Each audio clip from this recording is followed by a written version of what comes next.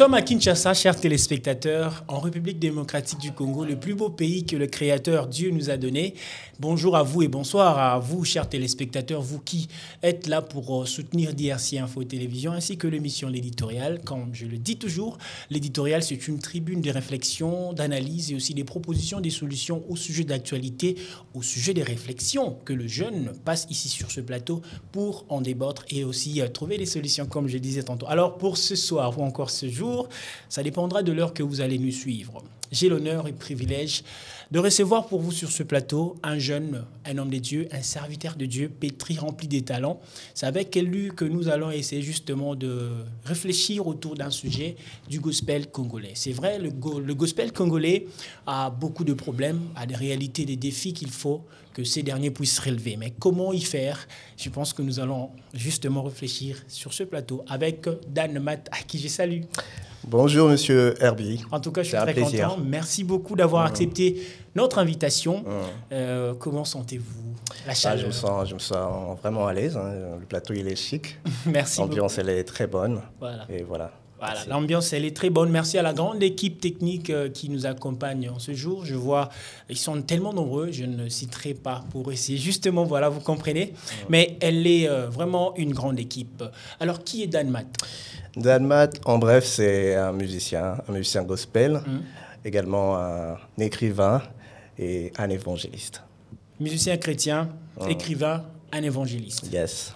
Alors, je pense qu'on va revenir par rapport à ça. Mais on parle aujourd'hui du gospel congolais. Si on peut essayer justement de réfléchir ou de donner une définition un peu générale, c'est quoi le gospel? Le gospel, avant d'arriver à l'acception musicale, c'est d'abord un terme anglophone. Un anglicisme, ça veut dire évangile. C'est le fait simplement de chanter pour la gloire du Seigneur. Ça, c'est la première acception. Et deuxiemment, c'est un style musical qui nous vient des États-Unis d'Amérique. Donc, il y a une histoire derrière ça. Je pense qu'on va y arriver. Je vais vous expliquer comment ça s'est né. Donc, gospel en anglais, ça veut dire évangile. Toutes les personnes qui font de la musique, qu'importe le style, pour la gloire du Seigneur, on appelle ça faire du gospel. Mais au-delà de cela, il y a un style à proprement parler qui se réfère à ça. Ça se voit que c'est vraiment vaste, ces concepts du mot gospel. Et en fait, d'où tire-t-il son origine, comme vous l'avez dit tantôt ici, aux États-Unis? Mais il y a toute une histoire derrière ça. Exactement. Nous sommes au XVIIe siècle. Justement, il y a quelques esclaves africains qui ont été déportés aux États-Unis et déracinés de leurs sources. Ces personnes avaient l'habitude de se retrouver ensemble et de partager. Et ce qui était drôle et révélateur, c'est quoi? C'est qu'il y avait l'une d'entre elles qui pouvait entonner un slogan et le groupe répondait en chœur. C'est comme ça que ça se faisait. Et plus tard, au XVIIIe siècle exactement, ils vont entrer maintenant en contact avec la Bible et vont découvrir le peuple d'Israël. Vous voyez, l'histoire des Israélites, c'est l'esclavage. Les Noirs qui sont aux États-Unis se rendent compte que dans la Bible, il y a aussi une histoire des esclaves. Et qui est presque identique. Et avec l'association de ce qu'eux, ils ont vécu et la parole de Dieu, va naître la musique gospel. Est-ce que ce n'est pas une coïncidence, le fait de vivre cela d'une manière de l'esclavagisme, mais vous vous rendez compte que dans la Bible, qui est un livre inspiré des dieux, vous trouvez le même contexte que vous avez vécu? Coïncidence ou destinée, je ne sais pas. Peut-être que Dieu a échafaudé ça astucieusement pour que ces gens puissent nous concevoir cette musique merveilleuse aujourd'hui. Mais en tout cas, c'était comme ça. Avec la découverte de la Bible par les Noirs esclaves aux États-Unis, ils se sont sentis en famille, entre guillemets, avec l'histoire des esclaves israélites. Et donc, ça ne se limitait maintenant plus qu'à raconter leurs histoires de souffrance, mais maintenant, ils ajoutaient les passages bibliques et carrément avec un style, avec une mélodie africaine. C'est ce qui a fait naître plus tard ce qu'on a appelé le Negro Spirit. Negro Spirit. Et plus tard, ça va déboucher sur le style gospel, que moi j'appelle le church gospel. Donc en fait, ce sont des chansons de culte avec les enfants des dieux. Exactement. Dans la présence des dieux. Mais ça se voit que ça va de pair avec ce que vous faites. Vous avez dit tantôt que vous êtes aussi dans la musique. Alors, si on peut comprendre un peu, Dan Mats, jeune que vous êtes, comment avez-vous vécu votre enfance? Un peu comme tout le monde. Timide? Ouais, Délinquant? Non, pas du tout. Hein. J'ai eu la grâce quand même d'être dans une famille plus ou moins bien, entre guillemets. Quand je dis bien, ça ne veut pas dire nanti, hein, mais quand même qu'il y avait une éducation, des valeurs. Moi, je suis enfant de pasteur. Okay. Donc, je suis né dans une famille où il y avait des valeurs. Je suis une bonne éducation. Après, un peu comme tout le monde, j'étais emporté à un certain moment avec l'âge et tout ça.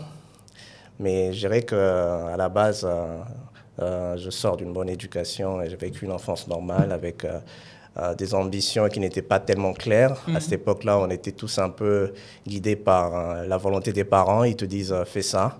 Mais Dieu merci, je me voyais différemment, je me voyais d'une certaine manière et j'ai pu garder ça en tête. Et aujourd'hui, je pense que je suis en train de devenir celui que je voulais toujours être.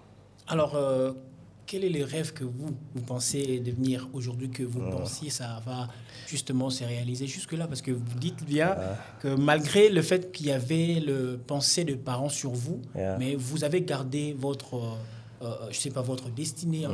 Comment ça se fait?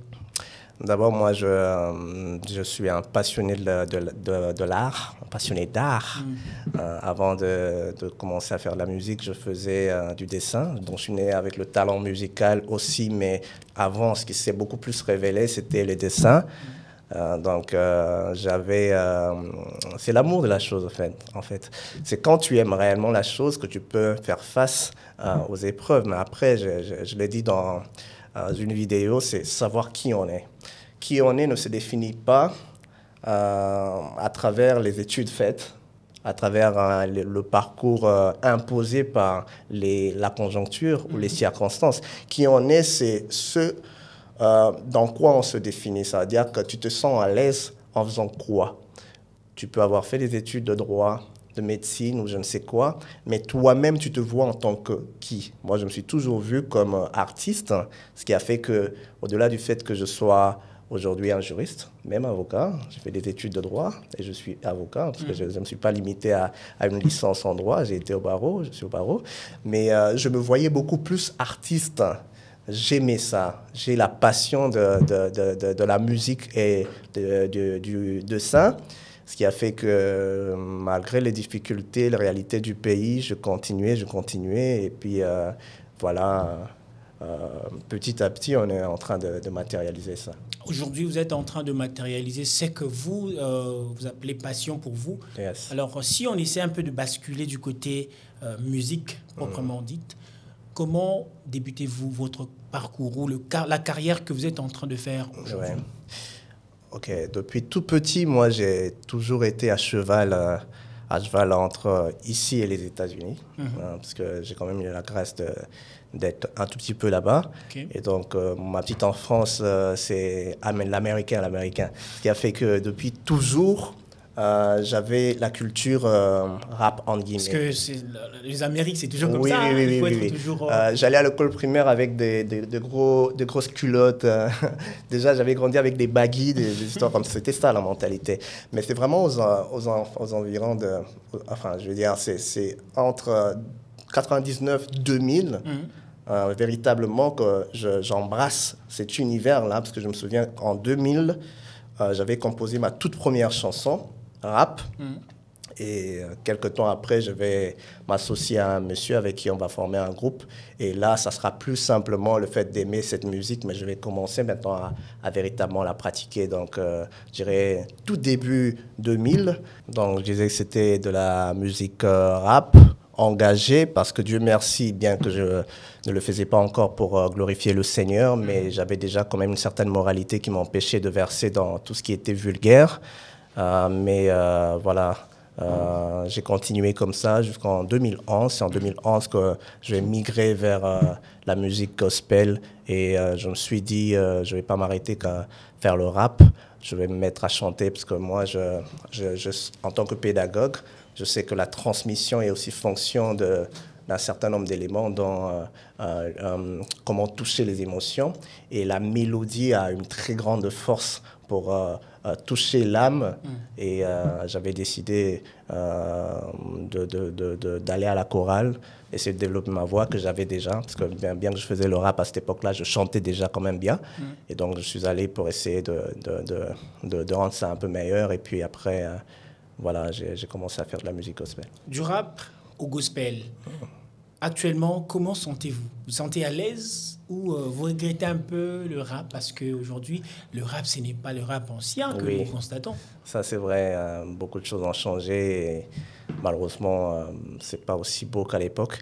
Mais je ne regrette pas parce que j'ai pas abandonné. Je suis toujours rappeur. Oui, j'ai même sorti un single. On en parlera déjà, on en parlera. Mais c'est vrai que l'amour pour le rap a laissé un peu plus de la place pour... Enfin, je veux dire, c'est un tout petit peu atténué pour l'amour pour la chanson. Donc, j'aime beaucoup plus chanter aujourd'hui que rapper. Mais je pense et je suis persuadé que je suis meilleur en tant que rappeur que chanteur. Mais bon... Est-ce qu'on peut avoir un petit morceau de vous en tant que rappeur ou chanteur? Et tant que rappeur. Bon, en live, je vais faire... on rappe encore, mais plus dans le hip-hop. Ça, c'est du flop. Je te jure, c'est pour ça que j'ai dit stop. Parce que depuis que Jésus a connu ma vie, je me dis, je ne vais plus vivre dans le vice. J'arrête avec tout ce qui est mauvais. Je vais essayer d'avancer et progresser.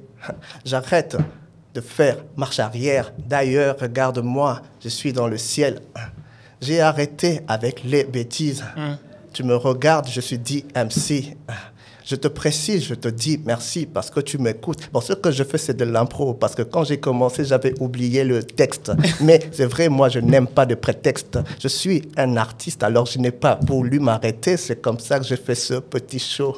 C'est vrai, c'est un peu de l'impro. C'est pas aussi beau qu'avec un texte écrit, mais voilà. Je voulais pas me taire, rester en arrière. Je voulais avancer donc. Voilà. Wow, c'est tellement magnifique et je pense que tous nos téléspectateurs qui nous suivent en ces moments sont tellement émerveillés de voir que malgré ce que vous avez dit, de l'improvisation, oui, j'ai commencé avec un texte, mais vu que je ne l'avais pas préparé, c'est parti et puis j'ai improvisé. En fait, faire la musique gospel pour vous, c'est une passion ou on peut dire c'est une vocation? Oui, merci pour cette question, c'est les deux à la fois. J'aime vraiment la musique, je suis heureux en train de faire de la musique, mais c'est aussi une vocation parce que j'ai un ministère évangélique. Donc une vocation, c'est un appel, c'est un devoir. Je suis obligé justement d'aller vers toutes les nations pour faire de tout le monde disciple du Seigneur par le canal de cette musique-là. Donc c'est une passion. Dieu merci, parce que quand une vocation est un poids pour les gens, ça devient véritablement un supplice. Quand tu as une mission, un devoir à faire, c'est un peu comme le travail aujourd'hui. On se rend compte que la plupart des gens ici au Congo, ils travaillent en transit, c'est-à-dire ils sont en train de faire les tâches qu'ils n'aimeraient pas faire. Et dès qu'ils ont l'opportunité de voir ailleurs, ils vont aller. Or, quand tu œuvres professionnellement dans un domaine que tu aimes, tu vas rester épanoui, même quand ça ne te donne pas des millions. Donc, c'est une vocation, mais c'est une passion. Et donc, ce qui fait que...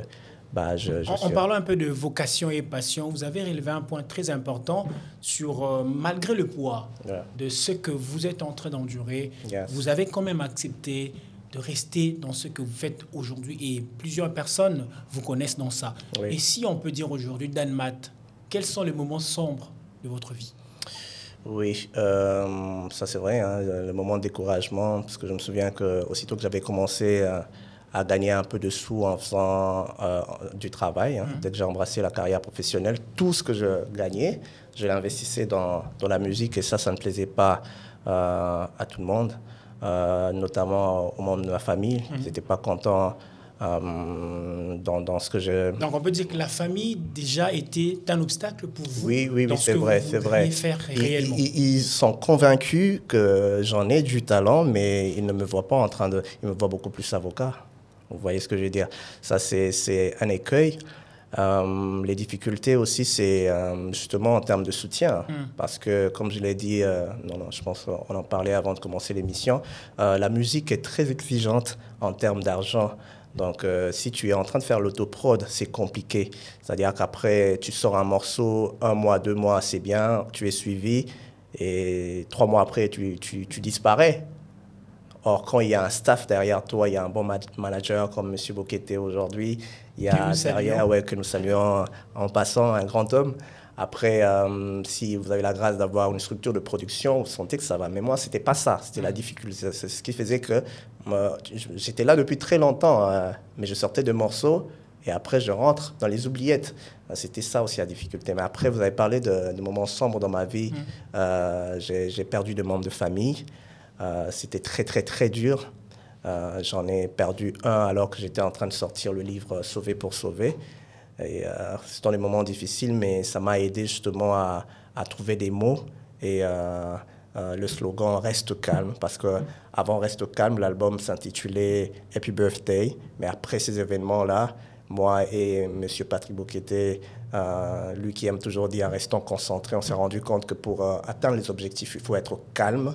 Et Reste calme, c'est vraiment quelque chose qui pousse les gens qui vivent des situations compliquées à se dire que ça va passer. Mais d'abord, restons concentrés. Ça va passer, mais d'abord, restons concentrés.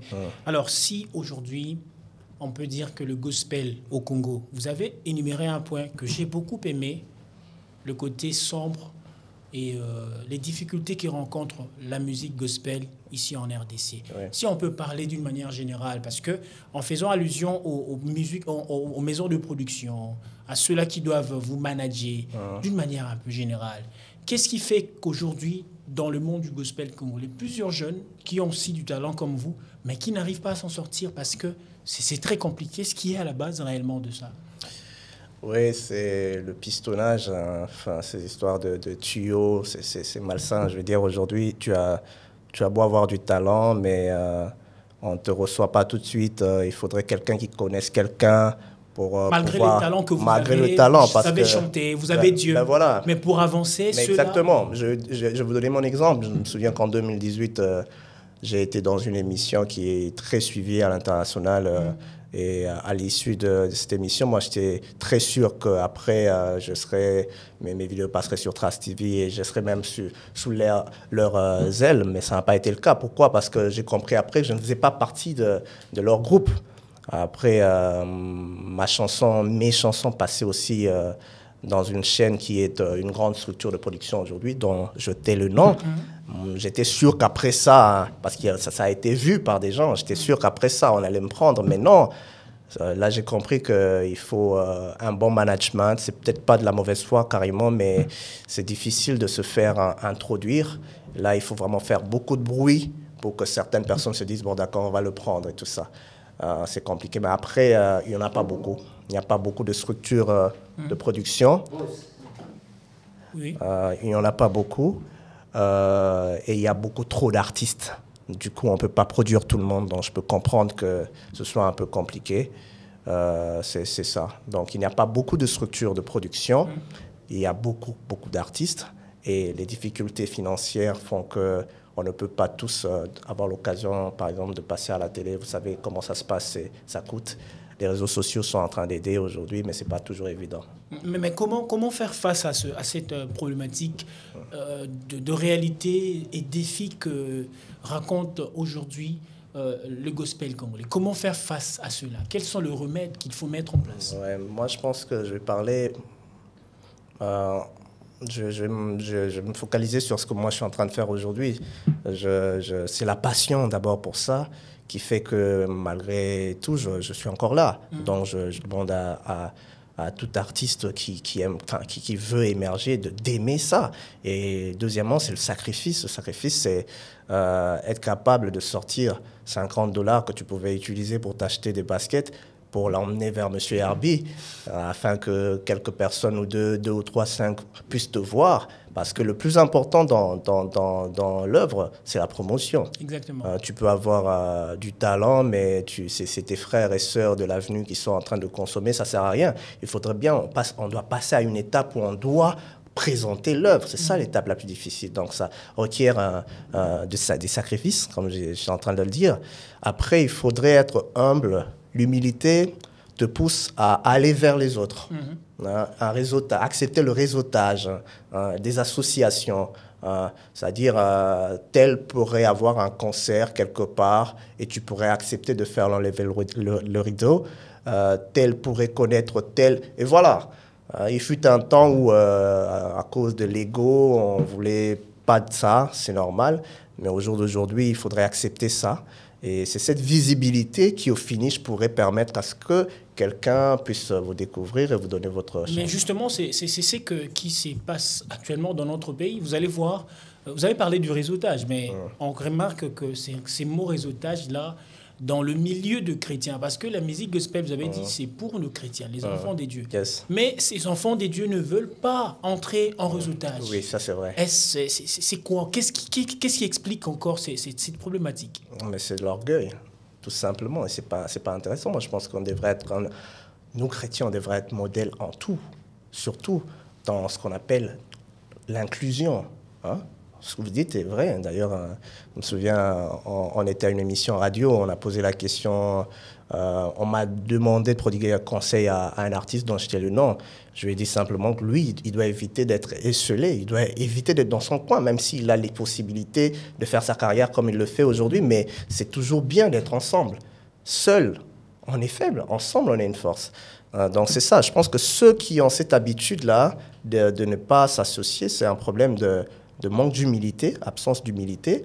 Après, ce n'est pas toujours à leur niveau. Peut-être qu'ils voudraient bien arriver, mais c'est ceux vers lesquels on va qui vous bloquent le chemin. Là aussi, c'est de l'orgueil, quoi. C'est-à-dire qu'on considère que nous, on est arrivés et ces autres-là, on les regarde en quantité négligeable et on se dit, ben, c'est qui? Après, personne ne voudrait se sentir diminué. Donc, c'est un peu ça. Moi, je crois que nous, chrétiens, on devrait vraiment être de ceux qui ouvrent la porte aux autres, de ceux qui donnent l'opportunité à tout le monde. Après, pour nous autres qui voulons garder notre fierté, on doit briser ça et on doit aller vers. C'est vraiment ça. Il faut briser d'abord ce que nous avons comme ego pour aller vers ceux-là qui ont quelque chose, parce que le réseautage, c'est très important. Yes. La musique gospel en RDC, aujourd'hui, est-ce que le gospel congolais, étant qu'enfant de Dieu que vous êtes, comment voyez-vous le gospel congolais? Ça avance? Il y a du recul? Il y a du performance? Ou il y a des choses qu'il faut encore réajuster? Je vous dis merci pour cette question. C'est super important. C'est mitigé. On avance beaucoup sur le plan logistique, sur le plan technique, sur le plan performance. Décor, tout ce qui... Décor, tout ça. On danse beaucoup. Hein. Ces derniers temps, il y a de plus en plus beaucoup de musique gospel. Si on mutait la vidéo, on se dirait, mais c'est pas tel ou tel. Donc, il n'y a plus beaucoup de différence. Ça aussi, mais c'est un point négatif. Maintenant, sur l'aspect spirituel, c'est là qu'il y a un vrai défaut. Il n'y a plus Dieu. Exactement. Bon, je ne dirais pas qu'il n'y a plus Dieu, mais Dieu abandonne un grand nombre de gens parce qu'on vise le showbiz. Déjà, on voudrait passer sur Trace Gospel. Pour ça, il faudrait chanter d'une certaine manière, danser d'une certaine manière. Après, on raconte tous les mêmes choses. Et sur le plan spirituel, on se rend compte que c'est trop charnel. Ce qui fait que la plupart de ces personnes, si on scrute leur vie, sont des gens qui vivent mal. Ce ne sont pas véritablement des chrétiens qui craignent Dieu. Le gospel, c'est l'évangile. Et la chanson, c'est un canal... Enfin, la musique, c'est le canal le plus, pour moi, le plus fort en termes de transmission. Alors, on devrait voir des chansons qui édifient réellement, des chansons fondées sur la parole de Dieu, des chansons qui se basent sur les expériences, bien évidemment, des gens, mais toujours en association avec ce qui est un soubassement biblique, bien évidemment. Mais au-delà de ça, ça devrait d'abord viser le salut, parce que, qu'on le veuille ou pas, Christ est en train de revenir, Jésus est en train de revenir. Donc, il faut des chansons qui interpellent ce sens. Vous voyez, de plus en plus, aux États-Unis, les satanistes ne se cachent plus. Hein. Je ne voudrais pas citer quelques noms, mais quand vous regardez leurs vidéos, clairement, ils démontrent et ils affichent leur appartenance à Satan. Hein, voilà. Mais nous, on n'est pas en train de raconter aux gens que ça sont des signes avant-coureurs du retour du Seigneur. Dans la musique gospel congolaise, on a comme l'impression que tout va bien. Voilà ce que Dieu a fait pour moi. Les gens sont en train de danser. Voilà ce que Dieu a fait pour moi. Et à part cette interpellation de dire aux gens, malgré ce que j'ai vécu, ce que Dieu a fait de moi, mais Dieu ou Jésus... Jésus revient, les choses vont mal, c'est de mal en pis, sérieusement. Hein, quand on regarde combien les antivaleurs sont en train de monter, c'est terrible. Donc il faudrait avertir qu'on sorte de ces distractions, qu'on soit concentré. Ça ne se fait pas. Deuxièmement, on ne raconte pas aux gens qu'on ne vit pas éternellement. On peut mourir. On peut mourir. On ne le dit pas. Vous voyez? Donc, c'est-à-dire c'est une musique qui devient davantage une distraction qu'un canal de prise de conscience. Vous voyez? C'est ça la difficulté. Et donc, moi, je pense que, d'ailleurs, c'est dans ça que moi, je suis en train de travailler actuellement. Apporter des belles mélodies, oui, parce que pour qu'on t'écoute, il faudrait que ce soit beau, mais que les gens qui nous écoutent disent réellement, il est en train d'évangéliser. Sur quoi est basé le succès ou encore la force de la musique gospel de Dan Matt et quelle est sa particularité? Ma particularité, c'est justement, je reste focus sur la parole du salut. Donc, je dis aux gens, c'est bien tout ce qu'on est en train de vivre, mais le Seigneur est en train de revenir, donc ne soyons pas distraits. Je reste concentré sur comment utiliser mes expériences, mon expérience personnelle pour aider les gens, comme je l'ai dit dans le livre Sauver pour sauver. C'est ça ma particularité. Après, la grâce que j'ai, c'est d'être réellement un artiste. C'est-à-dire, quand vous écoutez ma musique, vous ne sentez pas qu'il est en train de bricoler. Et je le fais bien. Je ne le fais pas qu'en chantant, je le fais en rappant. Et j'ai la grâce aussi d'écrire, de sortir de livres. C'est ça ma particularité. Je reste ultra évangéliste. Ultra évangéliste. Et je suis à l'écoute de Dieu.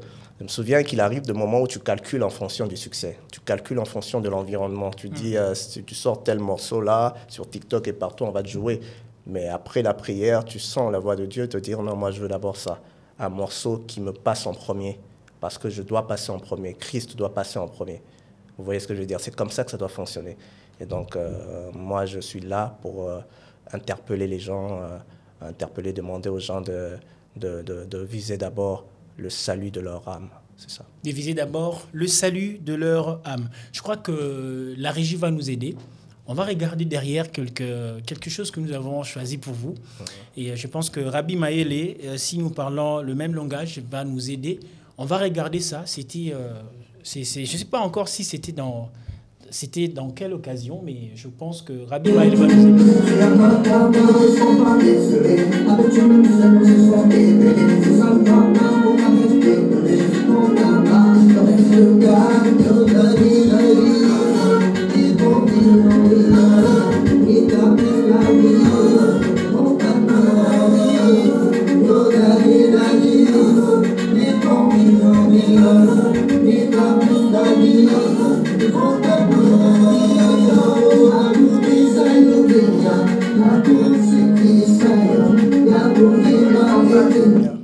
Voilà.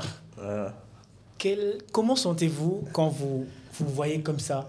Yes. Ça vous fait comment? Énormément plaisir. Je pense que vous avez vu mon attitude. J'étais aux anges. Enfin, ça, c'est le remix de la chanson phare de l'album, Reste au calme. Ça, c'est la version Reste au calme remix. Une version qu'on a échafaudée spécialement pour l'environnement de la RDC. On dit, d'ailleurs, on m'a demandé d'être un peu chaud bouillant. Donc, voilà. au début, si je comprends bien, au début, c'est les jours où vous êtes venu pour mixer. Oui, j'étais au studio, ouais. Exactement, oui. Donc, vous sentez tellement joyeux. Oui. Le gars, il a fait un bon travail. Il a fait ce que je voulais. Et moi, je suis très, très exigeant. Hein. Je peux revenir au studio 5 fois juste pour corriger un I qui avait été dit à la place de U. Ok. Je peux le faire comme ça. La perfection. On peut dire la perfection, elle est divine? Oui, mais il ne faut pas en faire trop. Parce que, bon, l'œuvre de Dieu, elle est spirituelle. La perfection, oui, parce qu'il mérite qu'on n'aille pas dans des choses triviales. Mais il ne faudrait pas que ça passe avant. Parce qu'il y a des gens qui se battent à être excellents, mais spirituellement, c'est zéro, c'est mort. C'est comme ça que Dieu, voulant humilier ces personnes-là, les propres justes, tous ces croix plus sages à leurs propres yeux, ils vont faire en sorte que des chansons qui n'ont peut-être pas le niveau et le succès, mais eux, ils sont encore en train de moisir dans l'inconnu. Donc c'est ça, ouais. J'aime bien la perfection, c'est dans mes gènes. Reste au calme, Sauver pour sauver, ce sont vos œuvres. Il y a encore quoi? C'est un album de 10 titres. Il y a Reste calme, Mi Bongissa, My Best Friend, Bon malgré tout, homme animal, allez, remplis-moi, un petit geste, bon malgré tout remix. Et J'irai, c'est un single qui n'est pas dans l'album, mais c'est vraiment un morceau merveilleux. C'est sur lequel on va vraiment essayer de mettre toute l'énergie possible. Toutes les personnes, que ce soit dans les médias ou en coulisses, qui ont entendu cette chanson, nous ont suggéré, d'ailleurs, j'ai vu l'affiche, J'irai derrière là, nous ont suggéré de miser là-dessus. Ouais. En tout cas, ça se voit que vous avez quand même un parcours qui est déjà, je dirais, élogieux jusque-là. Alors, Sauver pour sauver, c'est un livre, vous l'avez dit, vous êtes aussi écrivain. Yes. Comment voyez-vous un mot, surtout par rapport à l'écriture ici en RDC? On comprend réellement que vos chants proviennent toujours d'essais que vous avez écrits. Oui, on dit un écrivain, un auteur est empirique. C'est-à-dire il parle généralement de son expérience, hein, ce qui fait que la majorité des œuvres sont autobiographiques. Mais il ne doit pas être fermé, c'est-à-dire il doit être capable d'interpréter. C'est-à-dire, vous pouvez me ramener votre histoire et je suis capable de l'interpréter. Donc, je dirais que le monde littéraire est en train vraiment de revenir en force. Hein. On est de plus en plus invités dans des endroits où on voit des jeunes gens sortir des livres. Maintenant, il faudrait une bonne stratégie en termes de communication pour susciter l'intérêt. Et deuxièmement, c'est comment vous présentez l'œuvre. Parce que je vous préviens déjà, lorsque vous sortez un livre où il n'y a que des écrits comme ça, c'est ça difficile pas. voilà. Raison pour laquelle moi, je table toujours sur des livres illustrés. Mes ouvrages... Déjà, vous fûtes oui. Ou encore vous êtes encore déjà quelqu'un qui dessinait? Oui. Ah, vous avez très bonne mémoire, ça fait plaisir. Donc, voilà, je regrette de ne pas être venu avec un exemplaire de Sauver pour sauver. Mais voilà, donc la littérature est en train d'avancer, mais il faut vraiment... Vous savez, pour être excellent, il faut lire. Pour savoir bien parler, savoir bien écrire, il faut lire. Moi, je me souviens qu'à l'université, j'étais moins effaré quand même, éreinté de voir que les amis pouvaient être étonnés par des petites expressions que... c'est pas pour les mépriser, hein. Mais en tout cas, il y a un prof qui te sort une expression du genre je suis estomaqué, vous entendez les gens dire je suis écœuré. Voilà, écœuré. Or, ce sont des choses qu'à force de lire très tôt, des expressions que j'avais déjà connues, Dieu merci, avec le rap aussi, parce qu'on était tout le temps à la recherche des rimes. À l'époque. Voilà, à l'époque. C'est pas du tout, hein, c'est pas pareil. Hein. À l'époque, pour faire du rap, il fallait être un télo. Non, j'étais à la chasse, à la recherche des rimes, tout le temps en train de consulter le dictionnaire, ce qui fait que tu engranges beaucoup d'expressions et tu es en train de... Voilà, c'est ça la force de la littérature, de l'écriture. Mais malheureusement, les gens négligent. Et ils préfèrent aujourd'hui, tout le monde est philosophe dans les réseaux sociaux, tout le monde poste des choses, tout le monde veut dire toutes choses. Mais ce n'est pas de l'authenticité. C'est pas authentique, exactement. Et malheureusement, vous savez, c'est dangereux. Pourquoi? Parce qu'en lisant ça, notre tête est formatée. Dis-moi ce que tu lis, je te dirai comment tu réfléchis. C'est comme ça.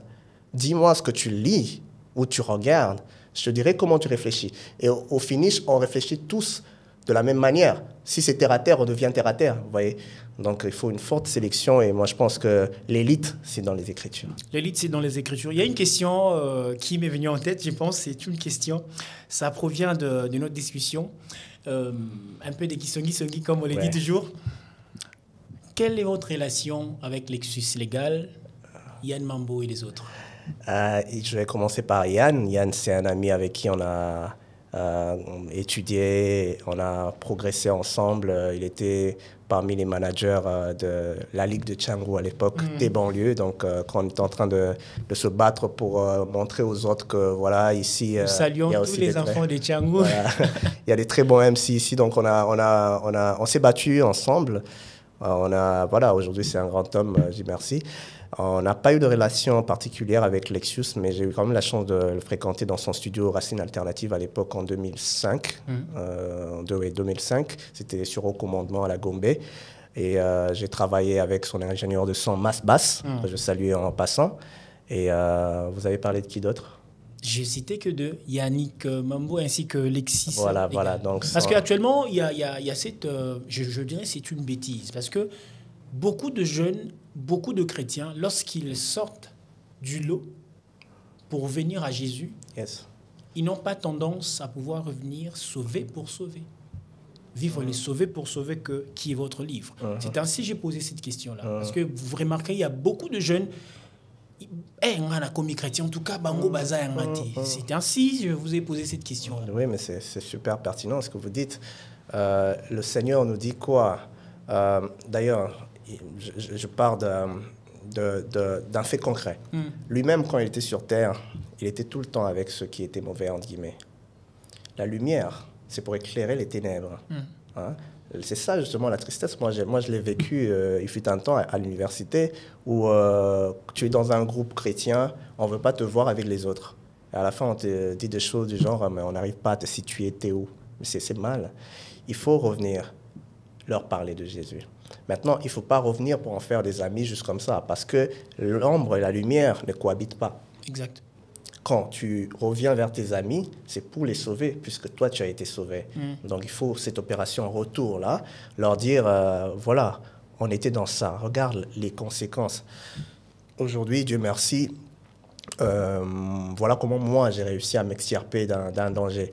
Suivez mon cas. C'est pour ça qu'il faut vraiment que la transformation soit vraie, authentique, pour que ça puisse imposer un comportement.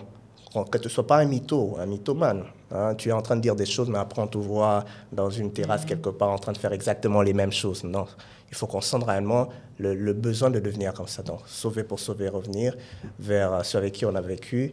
Moi, je le fais. De temps en temps, il m'arrive de voir des amis avec qui on a grandi dans cet environnement, qui malheureusement se sont avilis. Vous les voyez avec des tatouages partout. Il y en a un que j'ai vu aujourd'hui qui malheureusement a un problème mental.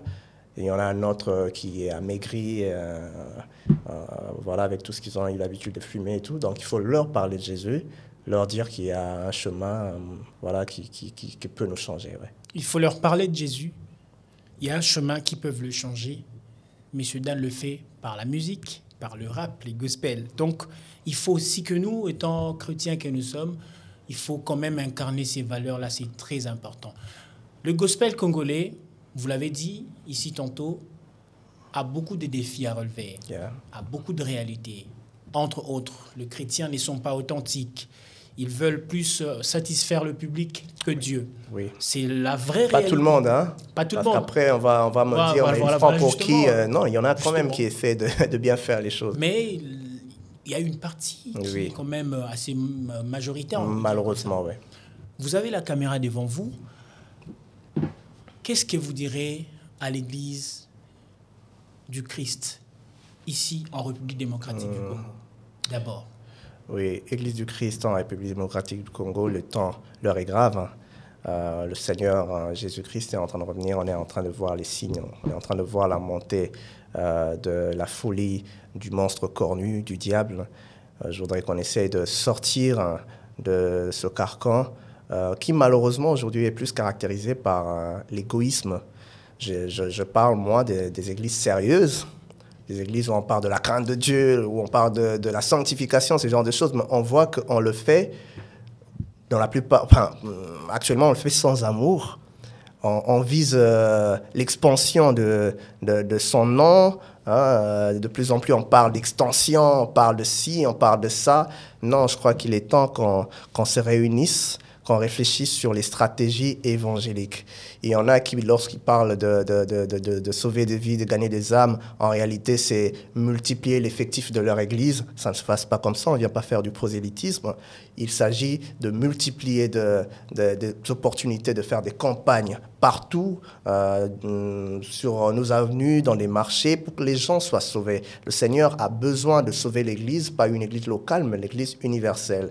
Si, par exemple, vous allez évangéliser que quelqu'un est touché par la parole de Dieu et qu'il habite à proximité de votre Église, il n'y a pas de problème, il peut fréquenter, mais on ne doit pas leur imposer le joug de venir prier avec nous. Donc, il est temps qu'on pense à ces choses-là, qu'on sorte de la distraction et que les forces soient mises ensemble pour sauver des vies.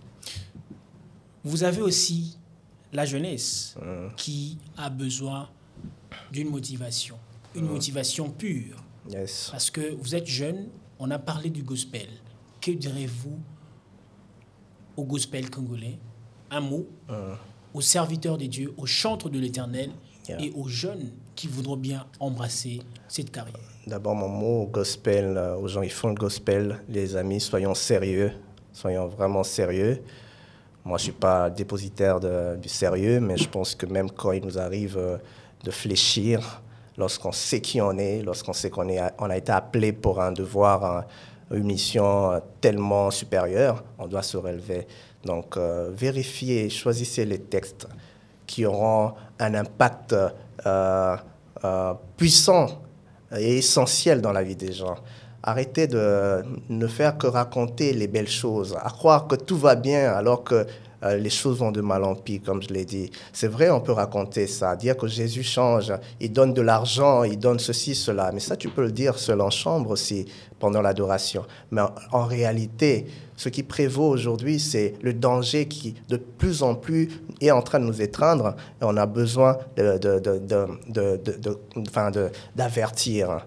Alors, pour les jeunes, il faut être sélectif. Ceux qui écoutent la musique, parce que par moments, les gens continuent à faire ce qu'ils font parce qu'il n'y a pas de critique, parce qu'on gobe tout, on avale tout. Mais si on était sélectif, si on pouvait dire pas ça, on aiderait bien beaucoup de personnes à changer. Maintenant, si les gens ne peuvent pas changer, vous sélectionnez ce que vous entendez, sélectionnez ce que vous voulez écouter. Je pense que ça sera vital pour votre âme.